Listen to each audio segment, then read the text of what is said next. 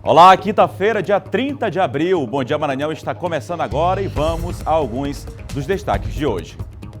Leitos na rede pública e particular de São Luís, com quase 100% de ocupação. O governo do estado já disponibiliza mais leitos de UTI na capital. Em São Luís, onde se concentra maior número de casos da Covid-19, foi determinado o fechamento da Rua Grande. O comércio na via não estava funcionando. Mesmo assim, pessoas se aglomeravam passeando pela rua. Mais respiradores chegam ao Maranhão no auxílio ao combate à Covid-19. Testes rápidos serão comercializados em farmácias de todo o Brasil.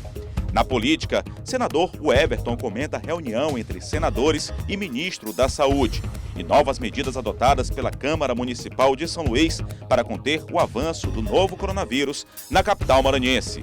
Fique ligado na TV Difusora e tenha um bom dia, Maranhão.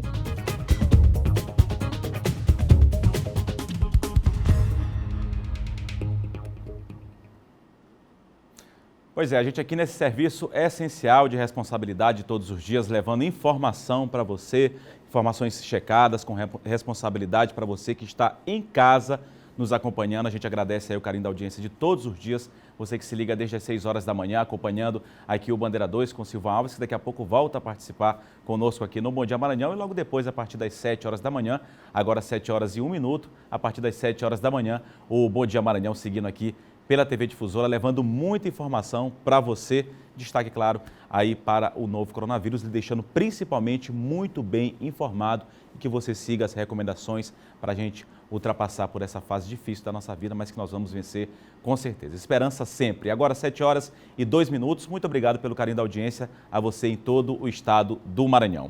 E olha, a gente começa a edição de hoje do Bom Dia Maranhão com uma notícia boa. 40 leitos de UTI foram incorporados à rede pública estadual. Quem participa hoje conosco ao vivo e tem essas informações é o Eduardo Bueno, lembrando que os leitos estão sendo incorporados, né, Bueno? Mas infelizmente já há uma sobrecarga no sistema público de saúde, tanto da rede pública quanto da rede particular, não é isso? Muito bom dia, seja muito bem-vindo.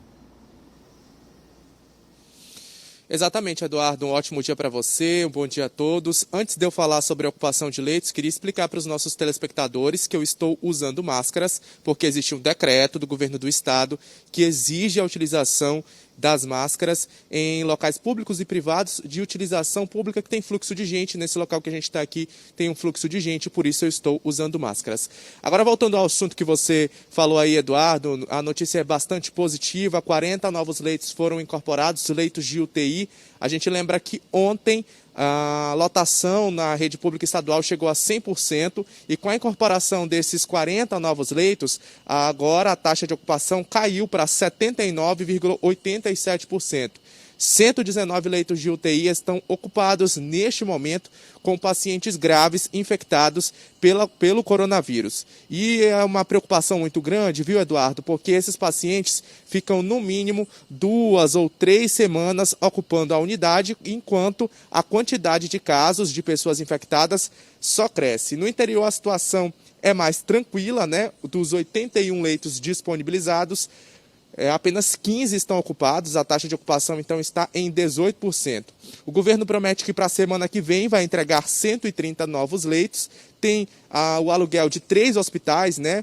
Um hospital no centro, um hospital no Bequimão, que já foi alugado, e um terceiro hospital aqui no centro também vai disponibilizar leitos. Tem 50 leitos em construção no Hospital Nina Rodrigues, né? E o próprio hospital alugado no Bequimão, o HCI, também está passando por adaptações para receber mais leitos, mais pacientes infectados pelo coronavírus. O Hospital Carlos Marcieira também vai passar por adaptações e no total aí serão aí novos 200 leitos que também serão instalados em um hospital de campanha que deve ficar pronto aí em 45 dias, 15 dias pelo menos. O governo do estado informou ontem que é o tempo de planejamento para a instalação desse hospital de campanha. Então, o Hospital Real, que é o hospital que fica aqui na Rua Rio Branco, deve ganhar aí 200 leitos, o Hospital São José 50 leitos e esse terceiro hospital particular, o Hospital Português, ainda não há uma quantidade exata de leitos, mas ele também deve incrementar a rede pública estadual.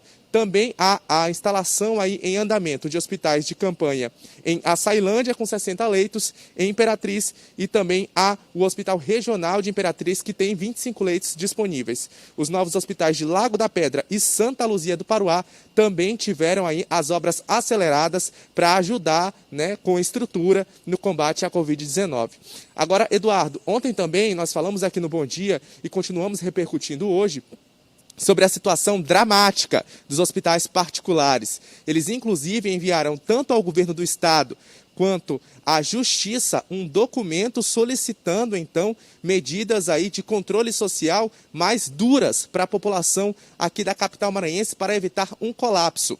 A maioria está acima de 90% aí de leito de ocupação. Inclusive, existem 2 hospitais que estão com 100% dos leitos ocupados. A nossa equipe conversou com a assessora jurídica do Sindicato dos Hospitais Particulares aqui da capital. Vamos ver o que ela disse.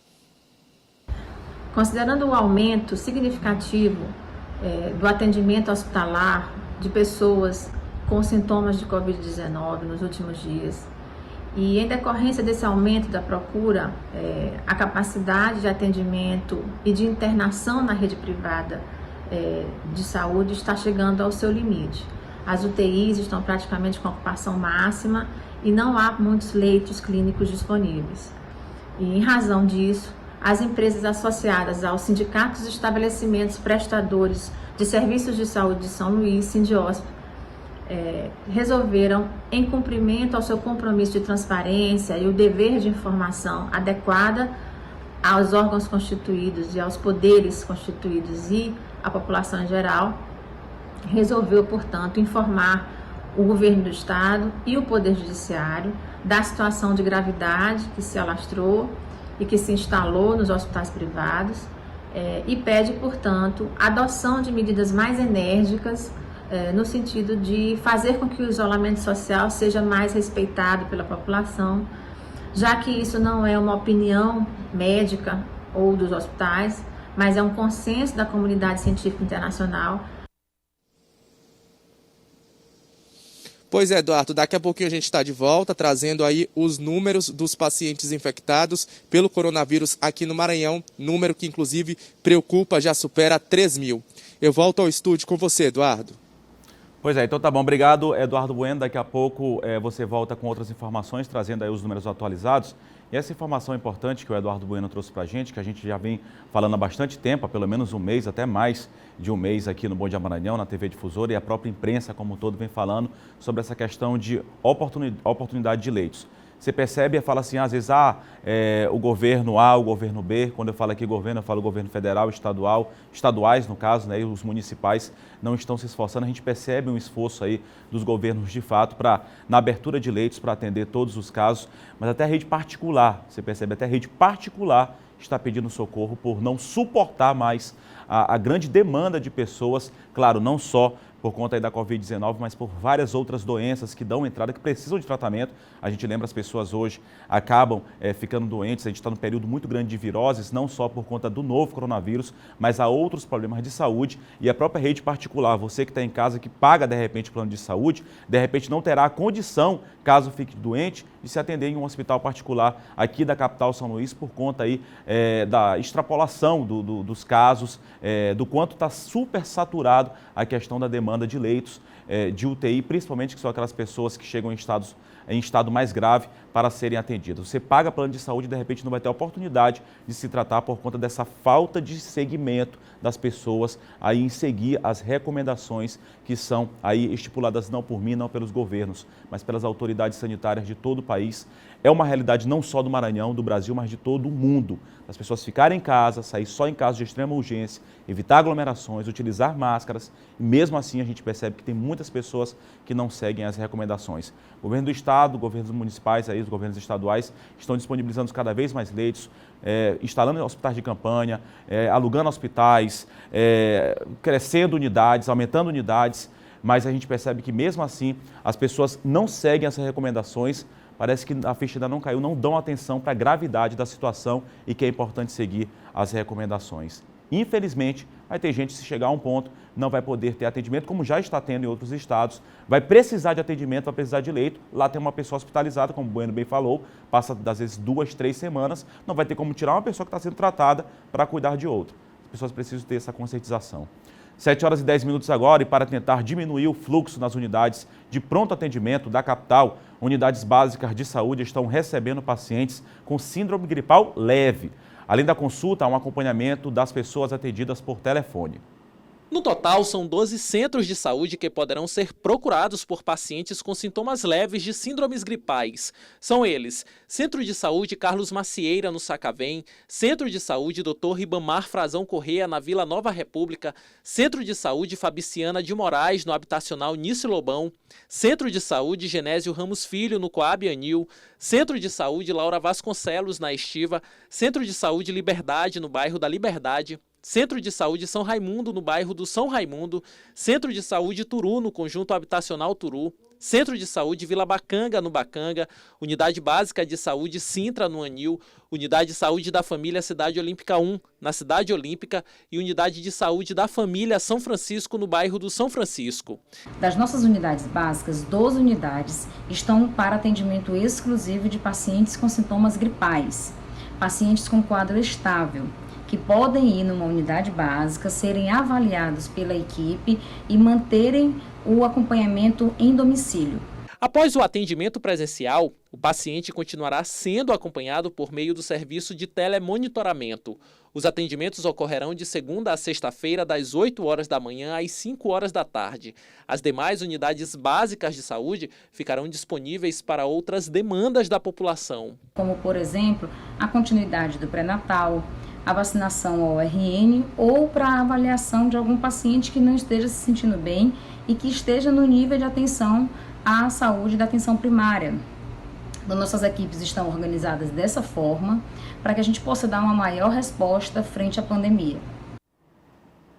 Pois é, esse maior suporte aqui para a capital, né, já que aqui se concentra o maior número de casos aí do novo coronavírus.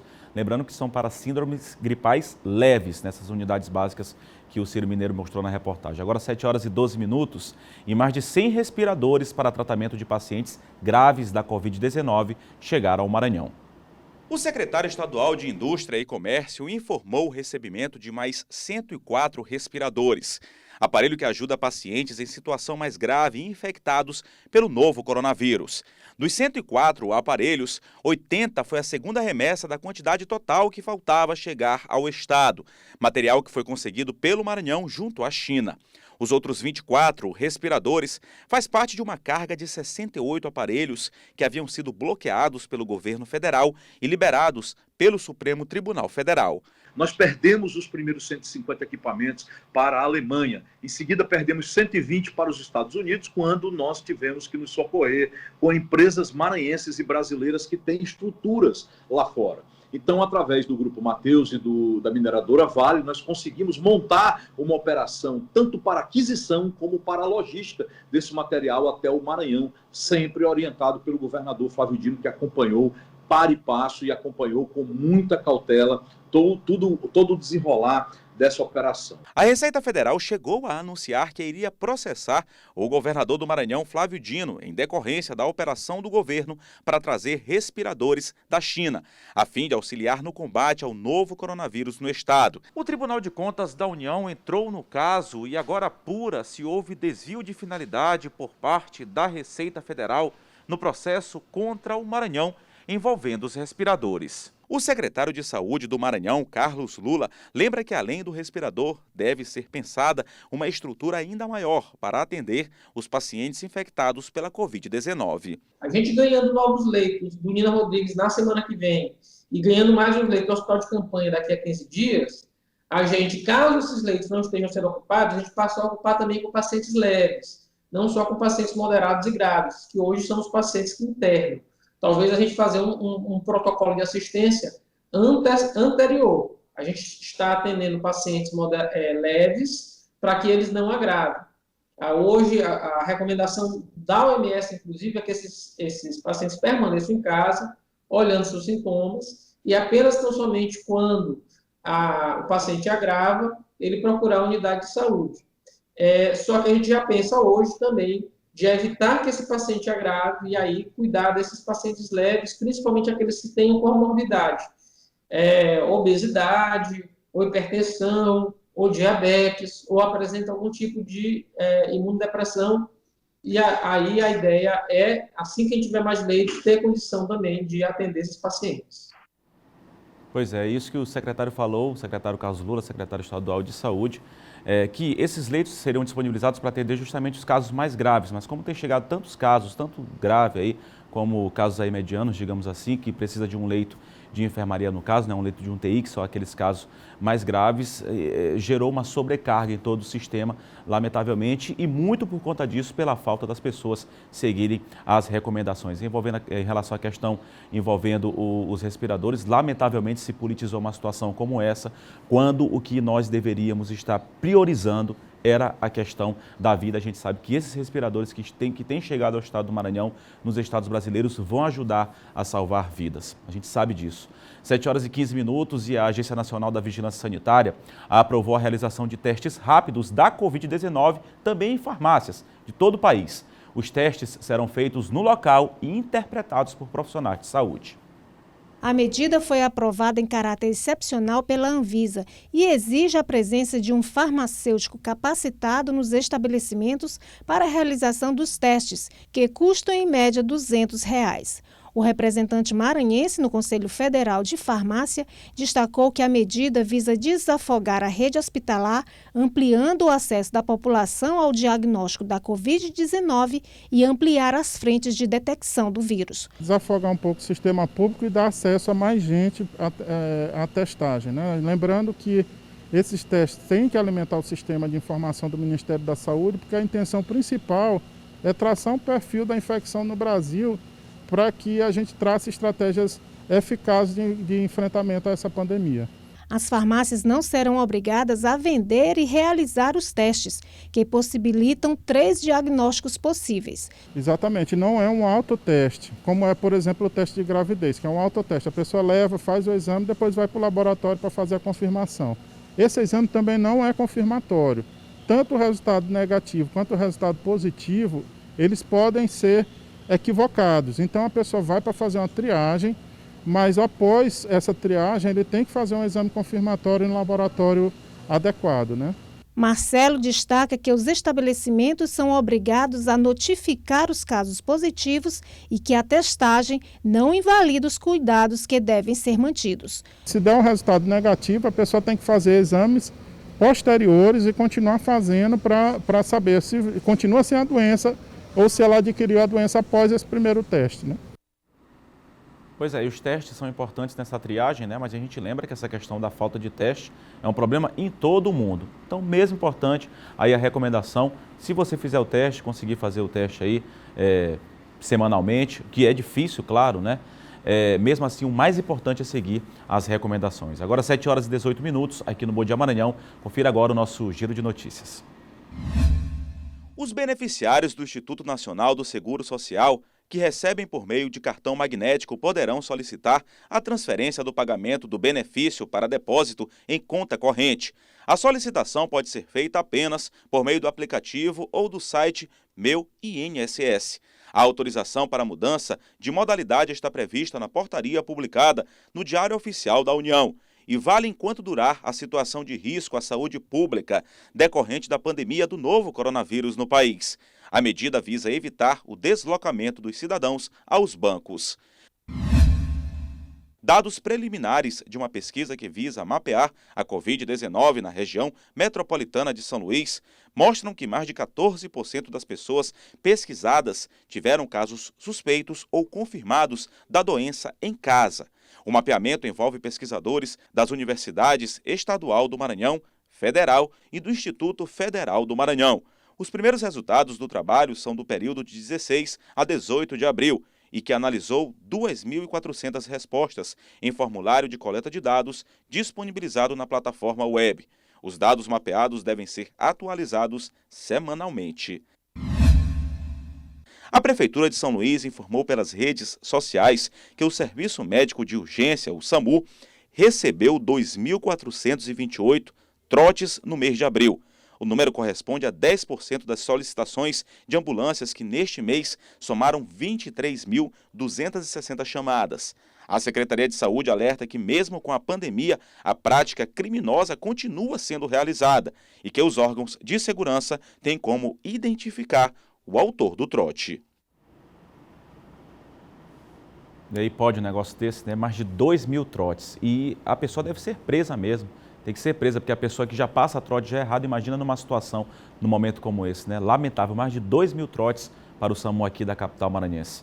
E no próximo bloco, os números atualizados e novas medidas adotadas relacionadas ao novo coronavírus.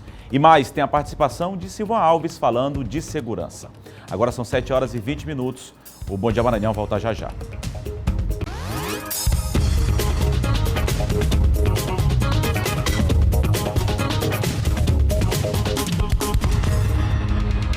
Bom Dia Maranhão de volta, agora 7h23 e no município de Caxias, o Executivo Municipal e comerciantes discutiram a possibilidade da reabertura do comércio na cidade. A reabertura do comércio local teria sido tratada. Nada foi informado acerca deste assunto. Aqui em Caxias, a grande maioria das lojas no centro comercial permanecem de portas fechadas, mas alguns lojistas persistem em continuar vendendo, mesmo não sendo produtos essenciais. Mas tem lojista que é consciente e está aberto apenas para recebimento de pagamento. Bruno entende a necessidade de reabertura do comércio, que está praticamente parado, mas acredita que o momento não é apropriado. Pela minha experiência aqui, não seria bom a abertura do comércio agora não. Devido aos casos aqui em Caxias estar um pouco aumentando, meu ponto de vista deveria esperar mais um pouco, até normalizar mais um pouco a questão dessa Covid-19. Muitos caxienses não concordam com a reabertura devido aos casos de coronavírus que vem aumentando na cidade e já somam 16 até o momento. Essas lojas que tem que ficar fechada porque tá entendendo? Aí o pessoal fica com esses negócios abertos o tempo inteiro e aí o pessoal não se aquieta, é naquele rebuliço para ir para baixo, aí não tem condição de coisa dessa. Não pode abrir agora não, porque desse jeito a aglomeração já está muito, imagine se abrir agora. Tem que esperar mais um pouco. O melhor mesmo é a pessoa ficar em casa e a pessoa aceitar, né, que não está podendo abrir e esperar mais um pouco. Porque como os casos só vêm aumentando, aí é um risco muito grande para a população. Mesmo a maioria opinando pela não reabertura, há quem acredite que daria para voltar o funcionamento parcial de todas as lojas, desde que todos cumprissem a determinação do Ministério da Saúde em relação aos cuidados com a higiene das mãos e o uso de máscaras. Na minha opinião, eu queria que abrisse o comércio, porque tem muitas pessoas, mesmo trabalhando um lojista, entendeu? Tem muitos lojistas aqui que a condição, trabalha de aluguel, tem funcionário para pagar, tem água, tem luz, entendeu? E fora a mercadoria, que dentro de uma loja dessa, uma mercadoria, ela vai pegando poeira, sem ventilação, cada dia que passa ela vai deteriorando. Pois é, uma situação delicada, né? A gente percebeu que em outros estados, outras cidades aí no Brasil, já tiveram a reabertura do comércio e o número de casos voltou a crescer. Então não é uma situação simples, é uma situação delicada que tem que ser muito bem apurada, muito bem analisada. Agora, em relação a essa questão da reabertura dos comércios, claro que tem um ponto aí fundamental também, que é a questão econômica. A gente sabe da dificuldade econômica, tem os comerciantes, tem os empresários, os microempresários, enfim, que tem a questão dos empregos também, os trabalhadores, os funcionários aí dessas empresas, dessas lojas, até desses pequenos comércios, as pessoas autônomas, tem toda essa situação econômica, claro, que a gente deve analisar. Agora, fundamentalmente, o mais determinante para isso seria o próprio comportamento, o comportamento humano, nosso comportamento. Em outros países já se tem a reabertura do comércio, por quê? Porque as pessoas saem de máscara, que as pessoas respeitam o distanciamento social, o que não acontece aqui no estado do Maranhão e em boa parte do país, praticamente todo o Brasil. Se as pessoas seguissem as recomendações, dava tranquilamente já, daqui a pouco tempo, para reabrir o comércio, voltar à normalidade. Mas o que falta para as pessoas é seguir a recomendação, ter consciência, se comportar, seguir as recomendações, que o mais breve possível, com certeza, a gente volta à normalidade. Depende do comportamento, do nosso comportamento, do comportamento humano, a gente voltar à normalidade. Pode ter decreto, pode ter palavras aí do presidente, dos governadores, dos prefeitos, dos políticos, mas se não tiver a conscientização das pessoas, a gente não vai voltar tão cedo à normalidade. E na cidade de Imperatriz, as férias escolares foram antecipadas, já a partir da próxima semana. Com a pandemia de Covid-19 avançando em todo o estado, houve a antecipação das férias. Serão 15 dias de férias para os 45 mil alunos matriculados nas 147 unidades municipais de Imperatriz. Além dos alunos, todos os servidores da educação também entrarão de férias.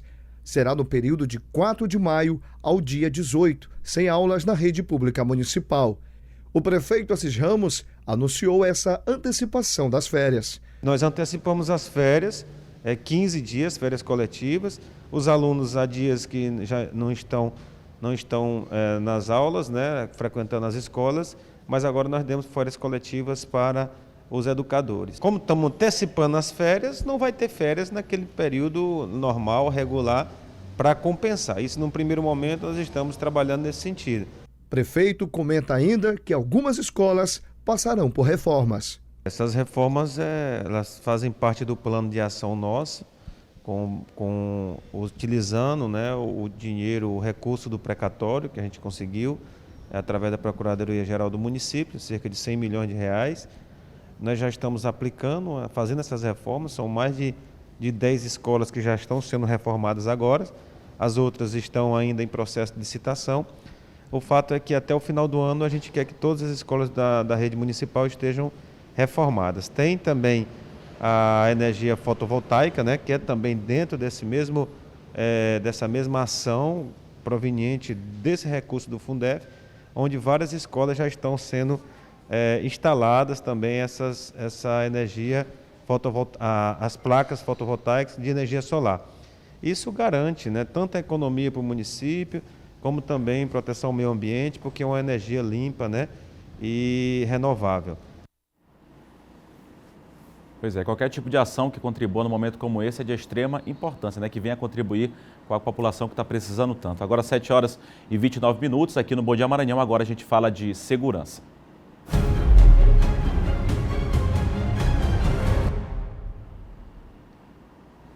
E já aqui comigo, Silvan Alves. Muito bom dia, Silvan. Bom dia, Eduardo. Bom dia a todos. Silvan, a gente fala de uma apreensão que teve aí de 10 quilos de maconha aqui na capital São Luís, na área da Quibacanga, né? Exatamente. Rua das Laranjeiras, na bairro Anjo da Guarda. Lá a polícia apreendeu 10 quilos, no caso são 10 tabletes, a droga estaria avaliada em algo em torno de 10 mil reais. E 3 pessoas acabaram sendo presas, um homem de 45 anos e mais 2 mulheres. Um veículo Renault, que era utilizado para fazer o transporte, material para manuseio, um livro-caixa, né, também da movimentação do tráfico, balança de precisão e algo em torno de 900 e poucos reais em dinheiro. Essas pessoas já vinham sendo monitoradas pela polícia e elas acabaram sendo autuadas em flagrante por tráfico de drogas. Isso é uma prova que a polícia continua trabalhando, né? Esse trabalho de investigação, né? O combate ao tráfico de drogas. Mesmo né? com a pandemia, a polícia é um serviço essencial, as investigações continuam em curso, a polícia preventiva continua nas ruas, né? Para dar a garantia e a segurança para as pessoas que precisam sair para trabalhar. Claro, a gente agradece também muito, claro, os profissionais da saúde e também os profissionais da segurança que têm um trabalho de extrema importância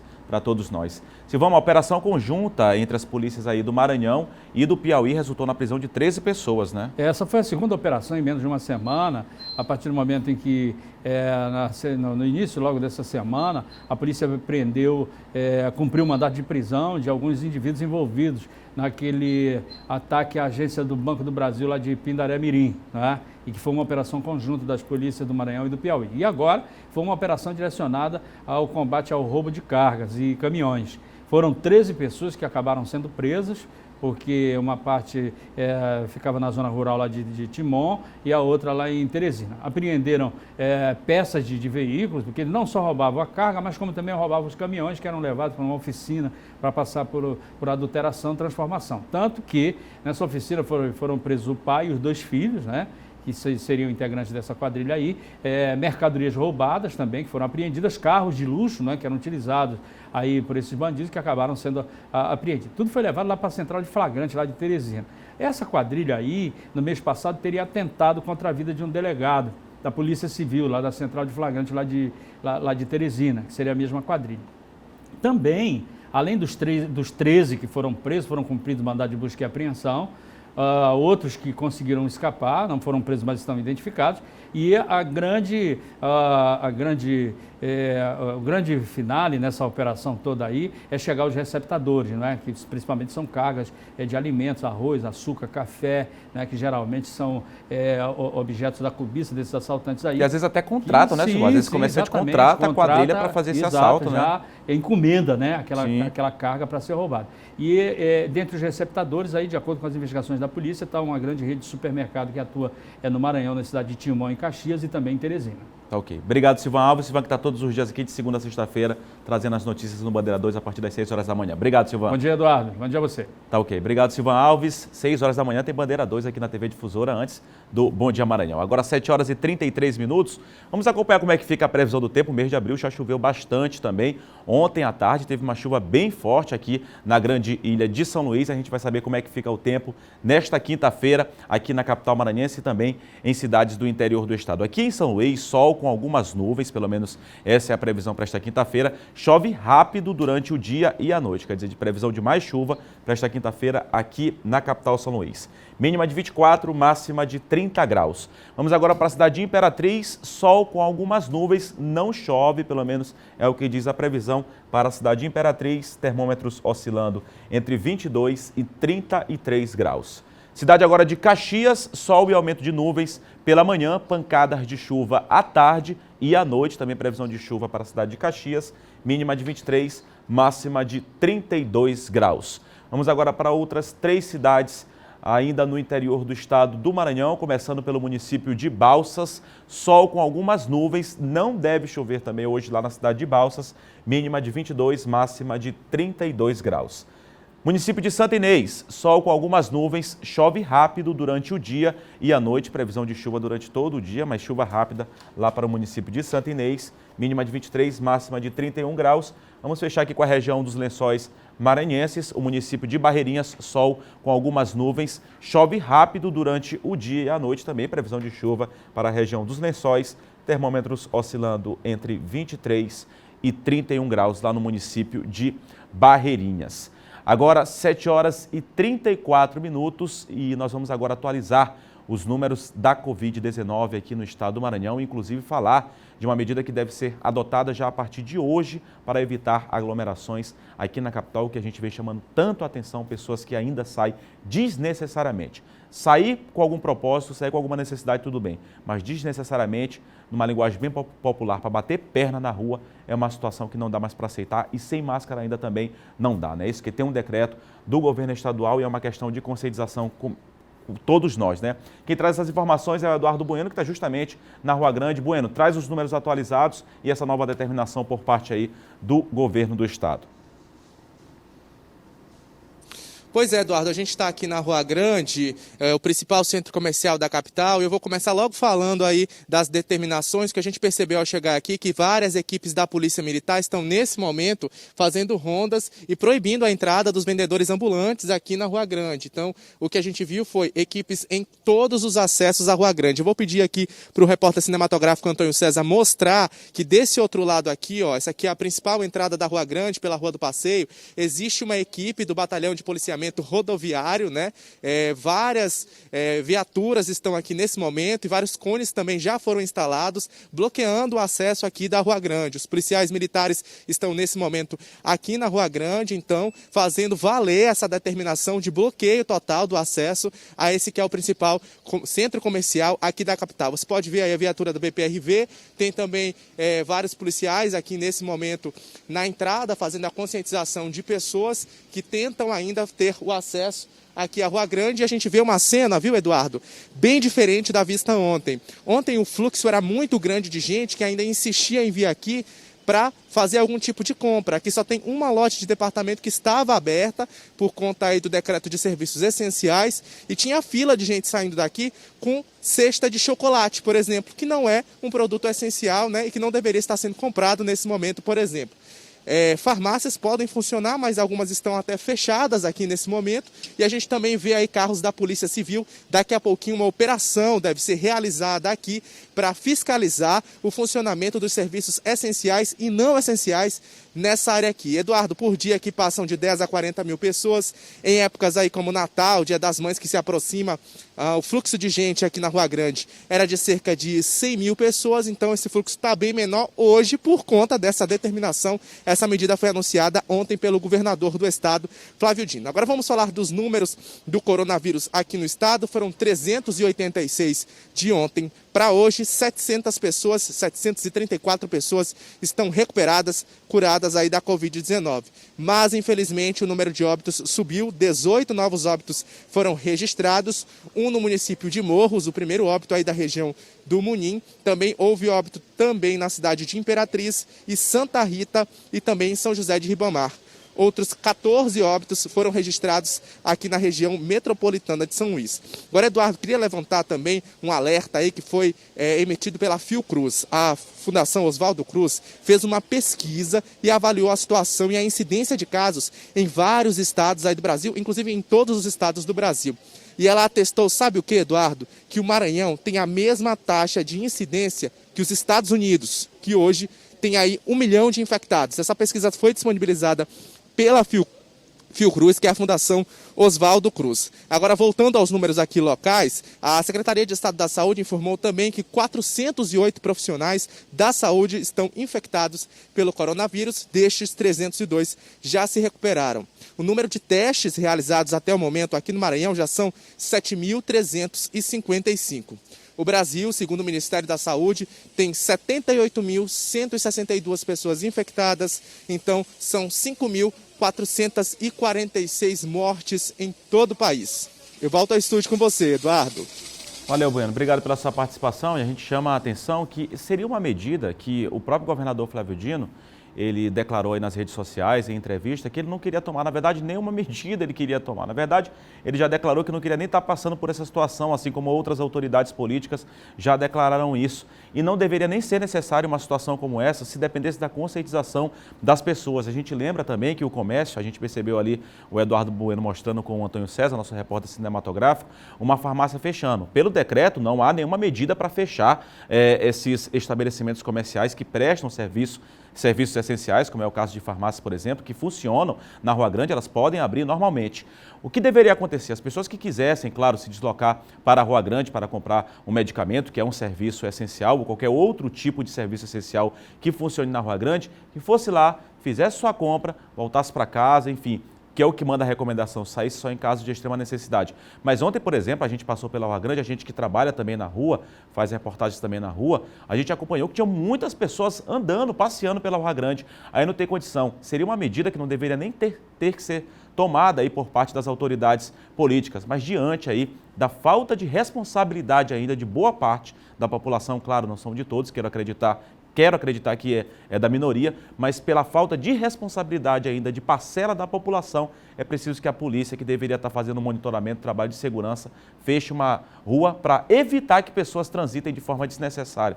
Uma coisa que deveria ser totalmente aí desnecessária. Mas, enfim, diante aí da falta de responsabilidade de algumas pessoas, é preciso tomar esse tipo de atitude. Olha, no próximo bloco nós vamos acompanhar como está a movimentação na porta de agências bancárias, que é outra dificuldade, outro problema muito grande em todo o país.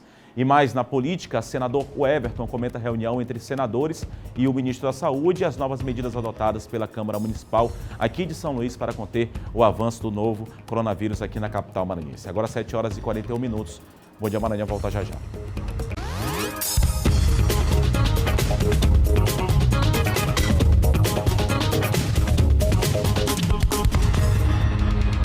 Agora 7h44, o Bom Dia Maranhão está de volta e a Federação dos Municípios do Estado do Maranhão deve começar a distribuir ainda esta semana mais de 70 toneladas de alimentos a famílias do interior do estado. As cestas básicas serão entregues em cidades com pessoas desabrigadas ou desalojadas pelas chuvas. Veja na reportagem de Ciro Mineiro. As doações foram realizadas após um pedido feito pelo senador Everton Rocha, que tem demonstrado bastante preocupação com a situação de moradores de várias cidades maranhenses que estão sendo fortemente afetados pelas chuvas que continuam caindo no estado. Já está na sede 75 toneladas de alimentos que nós articulamos, o senador Everton articulou junto a vários colaboradores do nosso estado para que a gente pudesse atender dezenas de famílias. Nós estamos recebendo no nosso estado também a doação de 20 mil frascos de álcool em gel que estão indo também para esses municípios para ajudar a diminuir a possibilidade de contaminação. As cestas básicas serão enviadas para 20 municípios que possuem registros de pessoas desabrigadas ou desalojadas. Entre as cidades com maior quantidade de pessoas nestas condições, destaque para Imperatriz, Trizidela do Vale, Conceição do Lago Açu, Boa Vista do Gurupi e Pedreiras. A expectativa é que as cestas comecem a ser distribuídas até o fim dessa semana. Serão entregues 75 toneladas de alimentos, que irão beneficiar mais de 7 mil pessoas. Então é um momento importante, a FAMEM vem aqui fazendo o seu trabalho com a nossa equipe técnica, com o apoio dos prefeitos e sempre ajudando. No período das enchentes, a FAMEM levou também alimentos, cesta básica, foram mais de 4 mil cestas básicas distribuídas para os municípios que estavam com famílias alagadas. E hoje, agora, nós vamos para a nova etapa, a etapa de distribuir alimentos para os municípios mais afetados pelo Covid-19. As doações foram feitas graças a uma parceria da Federação das Indústrias do Estado do Maranhão com a Federação dos Municípios do Estado do Maranhão e o SESI. Trabalho que também tem rendido frutos em outros setores, que visam intensificar ainda ações de combate à Covid-19 no estado. O SENAI tem feito manutenção de respiradores e confecção de escudos faciais. O SESI tem feito ações de difusão e propagação de boas práticas na área de saúde, além de orientação das indústrias que não puderam parar em virtude da essencialidade dos seus serviços, buscando formas de proteger o trabalhador, distribuindo máscaras e kits de higiene com sabão líquido, sabão em barra, álcool gel, além de ter criado um serviço de suporte psicológico gratuito aos trabalhadores da indústria. Novos projetos estão surgindo, entre eles projetos na área de alimentação saudável e também de cultura, para tentarmos juntos, todos com esse espírito colaborativo, enfrentarmos esse grave quadro social pelo qual passamos. Pois é, importante aí a solidariedade para essas famílias que precisam tanto. Felizmente aí a chuva, parece que o mês de março e abril são os meses mais chuvosos. A partir de junho vai dar uma trégua, que é outro grave problema, essas enchentes. Agora 7 horas e 47 minutos e vereadores de São Luís aprovaram o projeto que prevê a redução de mensalidades de instituições particulares de ensino. Dando sequência às sessões remotas da Câmara Municipal, os vereadores de São Luís apreciaram matérias de interesse da população durante a sessão desta quarta-feira. Uma das matérias mais debatidas foi o projeto de lei de autoria do vereador Chico Carvalho, do PSL, que propõe a redução das mensalidades escolares da rede privada de ensino da capital, durante o plano de contingência do Estado para a pandemia da Covid-19. O vereador Paulo Vitor fez um alerta sobre o projeto. O meu voto, se passar contrário, com todo respeito e posicionamento oportuno do vereador Chico Carvalho. De todo modo, a questão de vida que a gente passa, a questão econômica, também se valerá às escolas privadas que têm professores, que têm auxiliares, que têm merendeiros e etc. O vereador Raimundo Penha pediu que a matéria fosse avaliada pela Comissão de Constituição e Justiça da Casa antes de entrar em votação, já que a Assembleia Legislativa aprovou esta semana um projeto de lei parecido. Se não tiver urgência, presidente, não tendo urgência, a gente vai encaminhar para a comissão. Para a comissão, né? O autor do projeto pediu urgência e a matéria acabou sendo aprovada em maioria simples por 10 votos a favor, 4 contrários e 2 abstenções. Aprovada em primeiro e segundo turno, considerada aprovada também em redação final, indo para apreciação do Executivo. Os vereadores aprovaram ainda o projeto de lei que propõe a suspensão das obrigações relacionadas aos empréstimos consignados contraídos por servidores municipais pelo prazo de 3 meses. Foram aprovados ainda o projeto que prorroga automaticamente as parcelas de IPTU, ISS, multas de trânsito e ITBI pelo prazo de 180 dias e a isenção do desconto de ISS aos agentes de saúde e médicos da rede pública municipal. Todas as matérias seguem agora para apreciação do Executivo.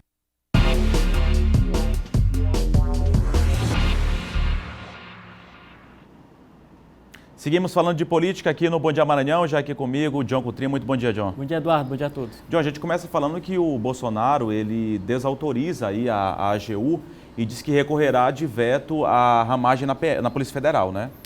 O presidente Bolsonaro ontem, né, a AGU tinha dito, Eduardo, que não recorreria dessa decisão do ministro, né, Alexandre de Moraes, de que impediu, né, a posse do Alexandre Ramagem na direção da Polícia Federal. Então, uma decisão do STF, do Alexandre, e aí o AGU não recorreria mais, o presidente mudou de ideia e disse que quem mandava, né, quem manda no governo é ele. Então, a AGU recorrerá. Outro detalhe também, Eduardo, é que o presidente, né, e o STF, com certeza, não é a primeira vez que eles estão aí entrando em conflito, né? Só para você ter uma ideia, eu contabilizei algo em torno de 11 a 12 reveses, né, 12 decisões contrárias aí. Por exemplo, CPI da fake news, né, é um exemplo disso. CPI, a questão também da investigação dos atos que ocorreram, né, pró-intervenção, ditadura militar, também no STF. Investigação aí dos filhos do presidente Bolsonaro, também no STF, ou seja, uma série de reveses aí contra o presidente naquela corte. Então, quer dizer que são sinais claros, não é? De que, primeiro, o STF não aceitará interferência, né, no trabalho da Polícia Federal. Isso deixou bem claro ontem com essa decisão do ministro Alexandre de Moraes, ou seja, não vai haver interferência, eles não vão permitir, assim, claro, vai lembrar também, né, aquela decisão do Supremo Tribunal Federal, que garantiu também a autonomia aos governadores e prefeitos, né, para adotar as medidas restritivas, ou seja, o presidente aí sempre, né, perdendo ali no tribunal, no STF. Então, a gente vê que o STF tem garantido, ontem nessa decisão, o Alexandre de Moraes disse que isso estava uma defesa da Constituição, porque o presidente, ao indicar o Ramagem para a direção da Polícia Federal, estaria aí, Eduardo, né, com desvio de finalidade, contra a Constituição, né? Tem a questão harmônica dos poderes também. Então, ele argumentou isso e, portanto, mantém essa decisão o STF de não dar posse ao Ramagem, que foi cancelado o ato de posse dele, né? E ele voltou para a ABIN por enquanto, para a direção da ABIN. Então, o presidente aí dificilmente ele terá uma decisão favorável no STF em relação a isso. Vai recorrer, mas eu acho muito difícil, viu, Eduardo, ele conseguir essa vitória ali no STF. Melhor mesmo já ir procurando outro nome. O que é mais lamentável é essa discussão em meio a uma pandemia que todos nós deveríamos, os políticos, nós Exato. deveríamos estar discutindo a questão para salvar vidas, enfim, para pôr fim a essa situação, como aconteceu ontem uma reunião entre o ministro da Saúde e senadores, justamente para discutir aí sim o que deve ser foco da discussão, que é a questão da pandemia, não é isso, senhor? Exato, o novo ministro da Saúde, né, se reuniu com os senadores.